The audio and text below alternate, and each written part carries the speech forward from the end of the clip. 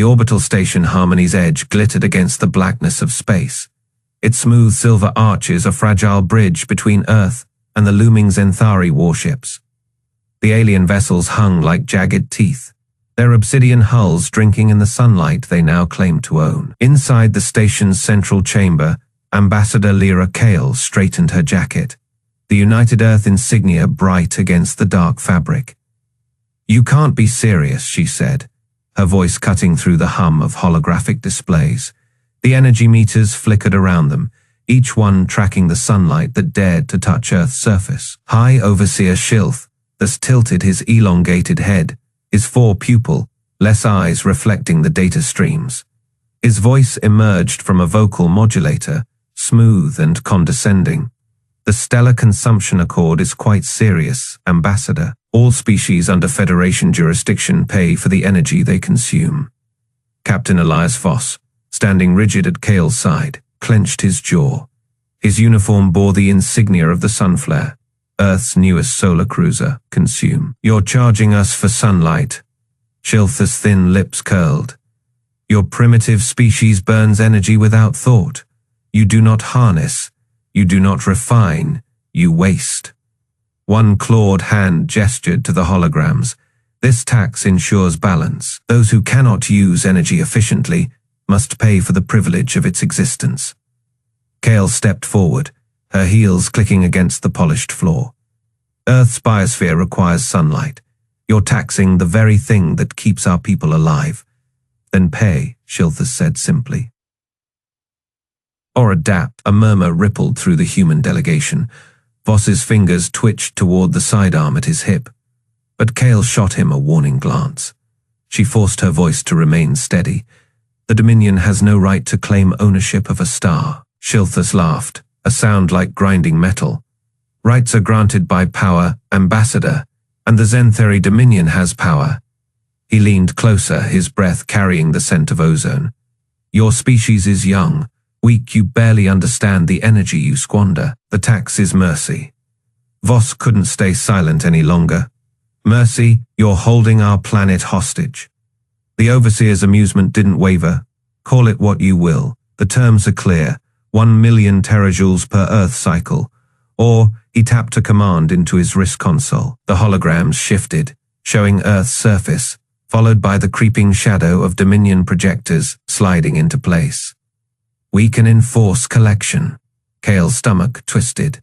The projection showed cities dimming, crops withering under artificial night. She swallowed hard. "You wouldn't dare." Shilth's smile was a knife. "Try us." Silence stretched between them, thick with tension. Then Kale straightened, her voice cold. "The United Earth Senate will need time to consider." The Overseer waved a dismissive hand. "You have 1 Earth cycle. After that, the collectors activate." He turned away, his robes whispering against the floor.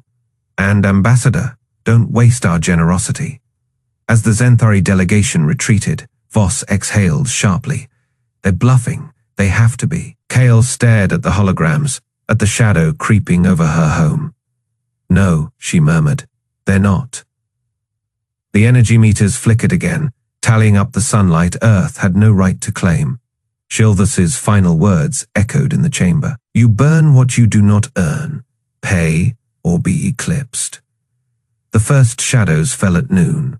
Captain Elias Voss watched from the bridge of the Sunflare as the darkness spread across the Pacific like spilled ink. The Zenthari shadow projectors, massive disc-shaped constructs the size of cities, unfurled in geosynchronous orbit.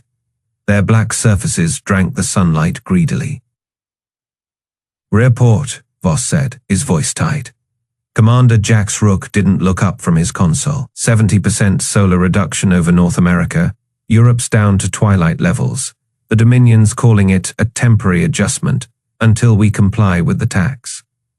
A chime sounded. Ambassador Kale's face appeared on the main screen, her usually composed features strained. "They're not bluffing, Elias. The agricultural belts are already reporting crop failures. Cities are rationing power." Voss clenched his fists. "How long? Weeks, maybe less." Kale's image flickered as the station's power fluctuated. The Zenthari High Council just released a statement. They're calling us energy parasites. A snort came from the science station. Dr. Mara Singh pushed her dark hair back, her eyes glued to her readouts. That is rich. Doctor Singh tapped her screen, pulling up a spectral analysis. These projectors aren't just blocking sunlight, they're harvesting it. Every photon that should be hitting Earth, they're siphoning it into quantum batteries. Rook frowned. Why, the Zenthari have their own star systems, not like ours. Singh's fingers flew across the console. Sol's a G-type main sequence. Their homeworld orbits a dim red dwarf. They evolved in near darkness, this much light. It is like liquid gold to them. The bridge fell silent. On the view screen, Earth's night side glittered with the desperate glow of emergency lights. Ground side, the riot started by day 3. Jax Rook watched the feeds from his quarters, the images flickering across his tablet. Crowds in Tokyo waving glow sticks like torches. A mob in Berlin tearing down a Zenthari consulate hologram. The caption scrolled beneath, "Give us back our son." His door chimed. Singh entered without waiting, clutching a data slate. "You need to see this." Rook took the slate. Schematics filled the screen. A massive parabolic dish, its specs reading classified Helios Division. "What am I looking at?" Singh's grin was all teeth. A solar resonator. The eggheads at Lunar Command have been working on it for years. It can focus sunlight into a coherent beam, enough to punch through battleplate. Rook whistled. That'd need a hell of a power source. Exactly. Singh tapped the slate. Which is why we're going to steal ours back. The raid was set for dawn over the Atlantic. The sun flare hung in high orbit, its stealth systems engaged below. One of the massive shadow projectors drifted, its obsidian surface drinking the morning light. "Remember," Voss said over the comm, "we're not here to destroy it. We need that energy intact." In the launch bay, Lieutenant Kara Vex ran final checks on her boarding pod.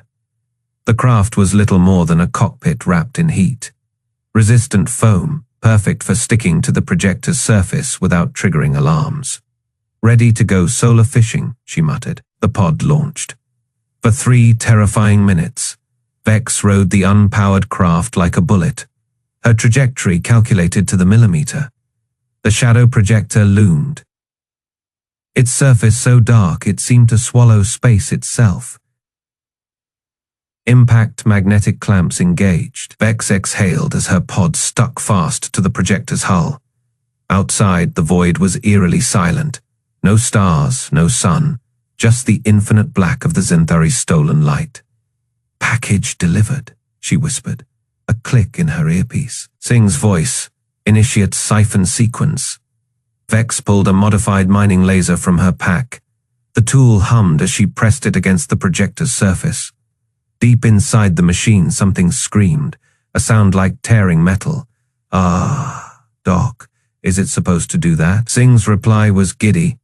"That is the sound of a Zenthari energy warden realizing his paycheck just evaporated."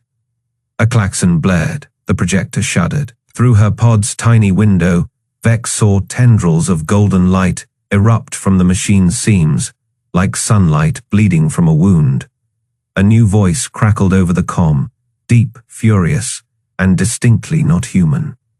"Unauthorized energy diversion detected. This is Warden Vrix of the..." Vex grinned and keyed her mic. "Sorry, Warden, finders keepers."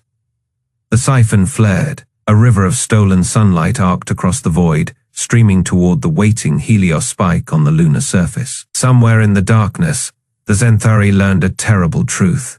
Humanity didn't just live in the light. We owned it. The lunar crater trembled as the massive parabolic dish unfolded, its mirrored surface catching the first slivers of unfiltered sunlight. Engineer Tycho Vance wiped sweat from his brow, his fingers dancing across the holographic control panel.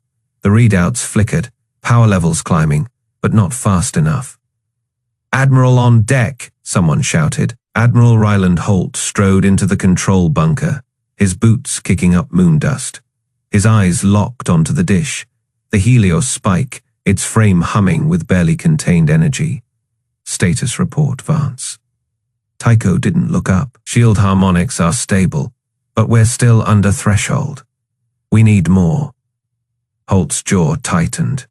Across the bunker, screens displayed Earth's darkened cities, the Zenthari shadow projectors looming like black teeth in orbit. How much more? Enough to punch through their collectors. Tycho finally turned, his face grim. We can't just tap their reserves, sir. We need to drain them.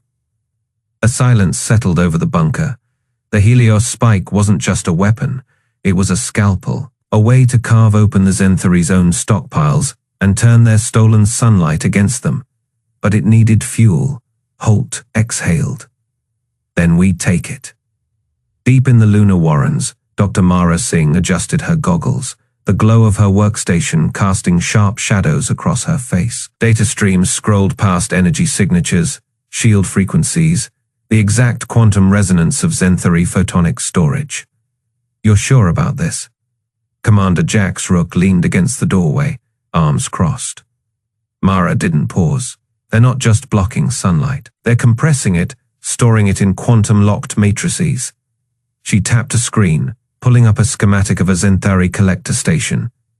See these conduits? They're not just shadow projectors, they're batteries. Jax whistled. So we're not just fighting the dark, we're fighting their light. Exactly. Mara spun her chair to face him, and the Helios spike can resonate at their storage frequency. If we hit them hard enough, we can trigger a feedback loop, pull every jewel they've stolen right back out. Jax grinned. Like cracking a vault, like burning one.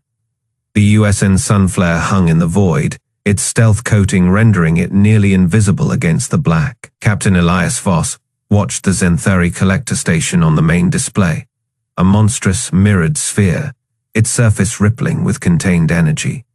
All teams, confirm readiness. His voice was calm, but his fingers gripped the armrests. Lieutenant Karavex's voice crackled over the comm. Strike teams prepped and loaded. Captain, we're green across the board. Voss nodded. Remember, this isn't a frontal assault. We're not here to fight them. He tapped the display, highlighting the station's energy conduits. We're here to plug in. A chorus of affirmatives echoed back. The Sunflare moved. The collector station's defenses were formidable.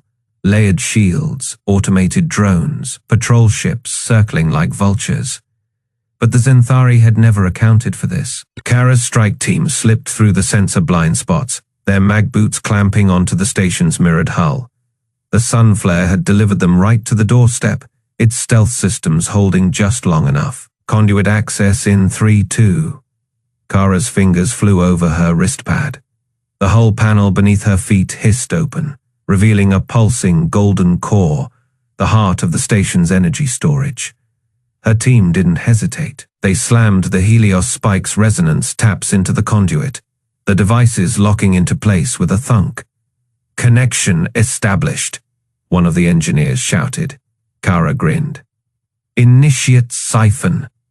The station shuddered. Back on the moon, alarms blared as the Helios spike's power levels surged. It is working, Tycho shouted, his hands flying over the controls. We're pulling energy straight from their storage matrices. The dish glowed brighter, its surface shimmering with stolen sunlight. The numbers on the screens climbed. Faster, hotter. Admiral Holt watched, his reflection warping in the dish's radiant light. How long until we reach firing threshold? Tycho didn't look away from the readouts. Minutes, maybe less. A transmission crackled through. Captain Voss, his voice tight. Admiral, the Zenthari know we're here. Their entire fleet is. The line dissolved into static. Holt didn't flinch. Then we'd better be ready. The Helios spike hummed, hungry.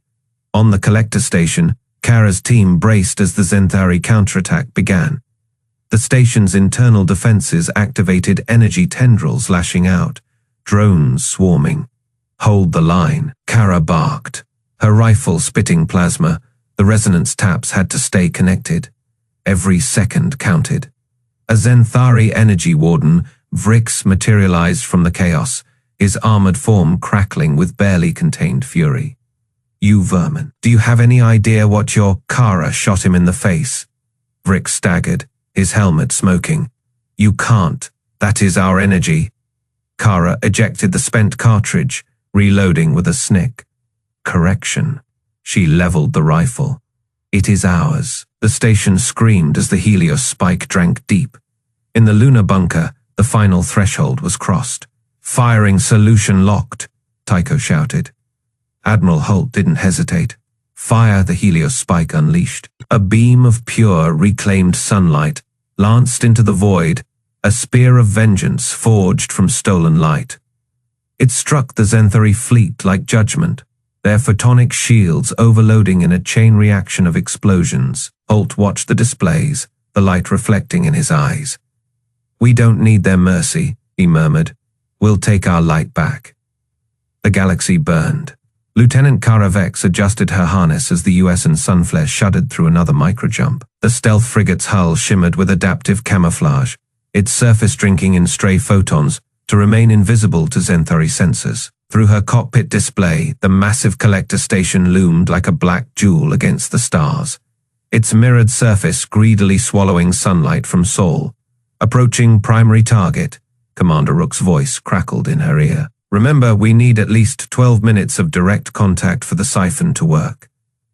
Kara's fingers danced across the controls. "Just get me close enough to kiss it, and I'll handle the rest."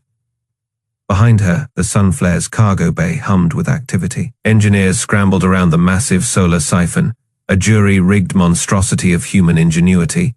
Dr. Singh monitored the energy readings, her face lit by flickering holoscreens.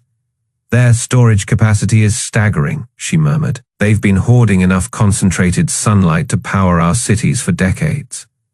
Captain Voss's image appeared on Kara's secondary display. "Intel suggests the station's warden is a real piece of work. Goes by Vrix. Apparently, he personally designed their energy quotas." Kara grinned. "Then I'll be sure to thank him for his contribution to human progress." The Sunflare slid silently through the station's outer defense grid. Kara's hands didn't tremble as she guided the ship within meters of the collector's main absorption array. The proximity alarms stayed mercifully silent. "Magnetic grapples ready," she reported. "Deploying in 3, 2, 1. With a metallic thunk, the Sunflare latched onto the station like a remora to a shark. Kara felt the vibration through her seat as the siphon extended its hungry tendrils toward the Zenthari energy stores. "Connection established," Singh announced, beginning transfer sequence. The numbers on Kara's display began climbing at an alarming rate. Megajoules became gigajoules, then terajoules. The siphon glowed cherry red, then white, hot as it struggled to contain the torrent of stolen sunlight. Emergency coolant vents hissed open, bleeding excess heat into space. That is when the alarms started. "Zenthari patrol just altered course," Rook barked. "They've spotted us." Kara didn't look up from her instruments. "How long till we hit critical mass?"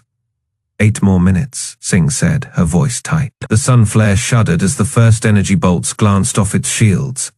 Kara watched their power reserves dip dangerously. "They're targeting the grapples. Divert all non-essential power to forward shields," Voss ordered. "Hold position at all costs." Kara's console flashed red as another impact rocked the ship. Somewhere below decks, something exploded. The lights flickered. "Tell me that wasn't the siphon," she growled. "Still operational," Singh confirmed. "But we're losing structural integrity." Then the comms crackled to life with a new voice. Harsh, guttural, and furious. "Human vermin, you dare steal from the Zenthari Dominion." The image of Warden Vix filled Kara's screen, his obsidian, like carapace quivering with rage. "That energy is property of the High Overseer." Kara didn't bother hiding her smirk. "Correction, it is ours." Vivrix's mandibles clacked violently. "You primitive apes can't even comprehend what you're tampering with. That is refined stellar plasma. It'll burn your pathetic ship to cinders."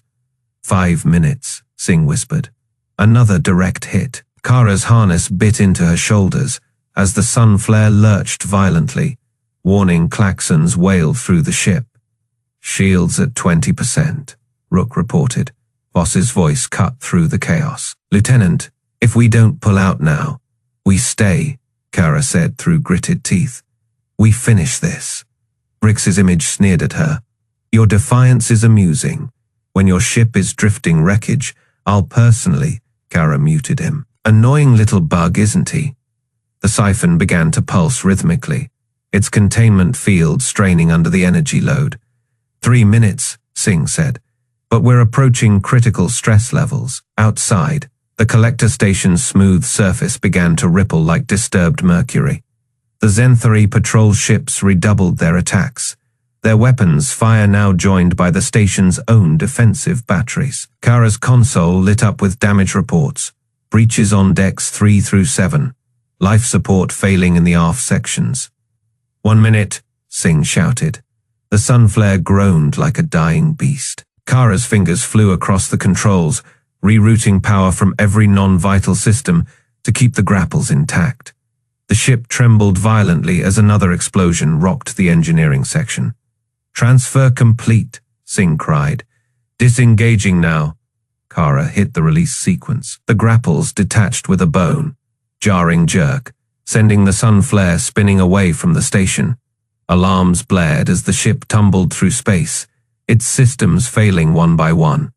But the siphon glowed like a miniature sun in their cargo bay, pulsing with stolen energy. Kara watched through the rear cameras as the collector station's smooth surface buckled inward, its stolen energy reserves suddenly depleted. Zenthari ships scrambled to assist their crippled station, abandoning pursuit. "Helios Spike reports they've received the package," Rook said, relief evident in his voice. "We did it." Kara let out a breath she didn't realize she'd been holding. On the view screen, Warden Vrix's furious face reappeared. "You'll pay for this sacrilege. The High Overseer will—" Yeah, Kara interrupted. "Tell him to send the bill to Earth. We'll pay him back in sunlight." She cut the transmission. As the battered sun flare limped toward the rendezvous point, the first glimmers of Earth's distant sun appeared on the horizon. Kara leaned back in her chair and smiled. It was going to be a bright day indeed. The bridge of the sun flare hummed with tension. Captain Elias Voss gripped the armrests of his command chair, his knuckles white. On the main view screen, the Zenthari fleet loomed like a swarm of black beetles, their shadow projectors still siphoning Earth's sunlight into their greedy reservoirs. "Helios Spike reports ready, Captain," Commander Rook said, his voice tight. "All capacitors charged. We've got one shot at this." Voss nodded. "Then let's make it count." The Helios Spike wasn't just a weapon, it was a statement, a parabolic dish 3 kilometers wide, built in secret beneath the lunar surface, now pointed directly at the heart of the Zenthari blockade. It thrummed with stolen energy, the very sunlight the Dominion had tried to tax. "Open a channel to Shilthus," Voss ordered. The screen flickered, and the High Overseer's angular face appeared, his obsidian eyes gleaming with smug superiority. "Captain Voss," Shilthus purred. "Have you come to beg for sunlight?"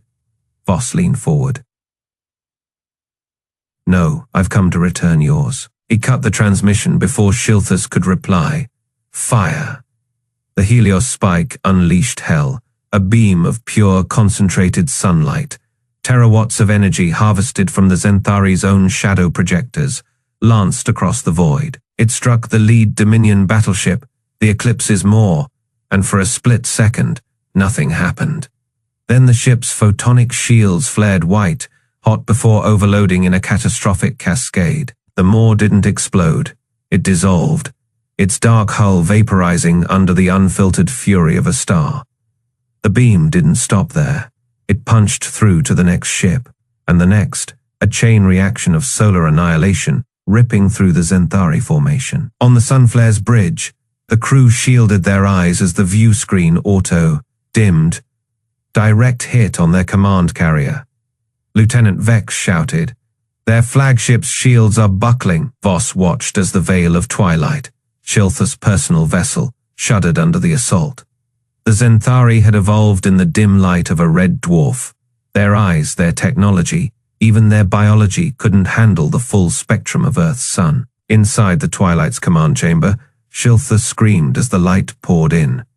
His delicate photoreceptors burned, his skin blistering under the radiance. His species had spent millennia filtering. Alarms wailed as systems failed, the ship's dark energy cores overloading. "Reverse the shadow projectors," he shrieked at his crew. "Block it out."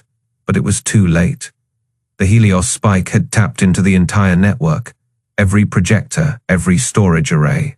The more the Zenthari tried to absorb the light, the more the weapon fed on their own stolen energy. Back on the Sunflare, Dr. Singh watched the readouts with grim satisfaction. "Their systems are designed to handle filtered light," she murmured. "Not the raw output of a G-type star, they're cooking themselves." The Twilight listed, its hull glowing cherry red. Escape pods jettisoned in panic, their occupants screaming as the unfiltered sunlight seared their sensitive skin. Voss opened the channel again. This time, Shiltha's image was flickering, his once pristine robes now smoldering. You animals," he spat. "You'll burn the galaxy with this heresy." Voss smiled. "No, just you." With a final surge, the Helios spike overloaded the Twilight's core. The ship detonated in a silent, brilliant flash, scattering the remnants of the Zenthari fleet like embers in the wind. Across Earth, the shadow projectors flickered and died. Daylight returned in a sudden, glorious flood. Cities blinked awake, the artificial night lifting as if it had never been. In orbit, the surviving Zenthari ships floundered, their commanders dazed, their systems crippled. "All Dominion vessels," Voss transmitted, his voice echoing across the fleet. "This is your only warning, retreat, now." One by one, the black ships turned, their engines flaring as they fled toward the system's edge. On the bridge, Rook let out a breath. "Hell of a light show, Captain." Voss leaned back, watching the last of the Zenthari vanish into the dark. "They taxed our sun," he said softly. "Now they've learned what happens when humanity fights back." Below them, Earth basked in the sunlight. Their sunlight once more, the bridge of the USN's Sunflare hummed with subdued triumph. Captain Elias Voss watched the tactical display as the last Zenthari warships limped away, their once imposing black hulls now scorched and venting atmosphere. The Helios spike's fury had carved a swath through their fleet, turning their stolen sunlight against them in a poetic justice that made his chest swell. "All stations report," Voss ordered, his voice rough from hours of battle. "Helios spike at Fey capacity, sir," Engineer Vance called from the weapons station, "but we won't need it. Their shadow projectors are slag and their fleet's in full retreat." A soft chime announced an incoming transmission. Ambassador Lyra Kale's face appeared on the main screen, her sharp features set in grim satisfaction. "Captain, the Zenthari High Council is requesting an emergency parley." Voss smirked. "Let them wait. They wanted us to grovel in the dark. Let them sweat for once." Kale arched an eyebrow. "Normally I'd agree, but we have an opportunity here. They're terrified." That is a language they understand. The Zenthari delegation arrived in a single, unarmed shuttle, its sleek black surface still streaked with carbon scoring. High Overseer Shilthus emerged first, his once pristine silver robes now dulled, his four eyes flickering with something no Zenthari would ever admit to: fear. The meeting chamber aboard Harmony's Edge was silent as the aliens filed in.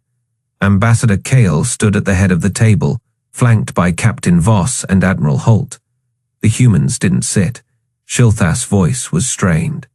This conflict was unnecessary. The Dominion is willing to renegotiate the terms of the stellar tax. Kale cut him off with a laugh.